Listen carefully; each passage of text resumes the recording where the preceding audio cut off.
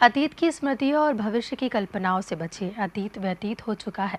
ये सार्थक उद्बोधन संत शिरोमणि आचार्य गुरुवर 108 विद्यासागर महाराज के परम प्रभावक शिष्य गुणायतन प्रणेता 108 मुनुश्री प्रमाण सागर महाराज सत्संग ने चातुर्मास के दौरान व्यक्त किए।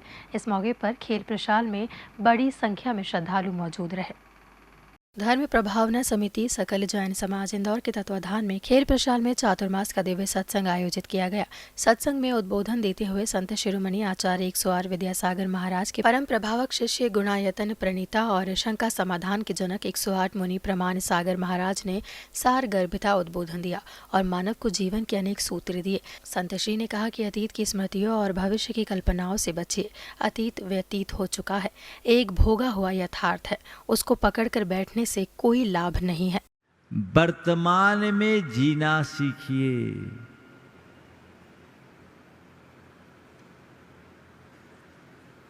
अतीत की स्मृतियों और भविष्य की कल्पनाओं से बचिए। अतीत व्यतीत हो चुका, वह एक भोगा हुआ यथार्थ है, उसको पकड़ करके बैठने में कोई लाभ नहीं।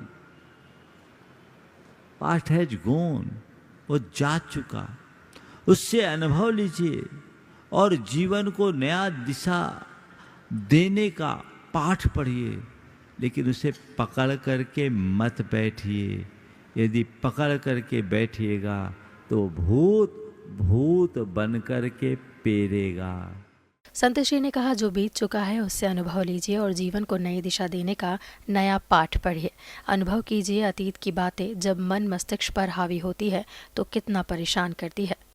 आप अनुभव कीजिए, अतीत की कुछ बातें जब मन मस्तिष्क में हावी हो जाती है तो कितना परेशान करती है। परेशान करती है कि नहीं?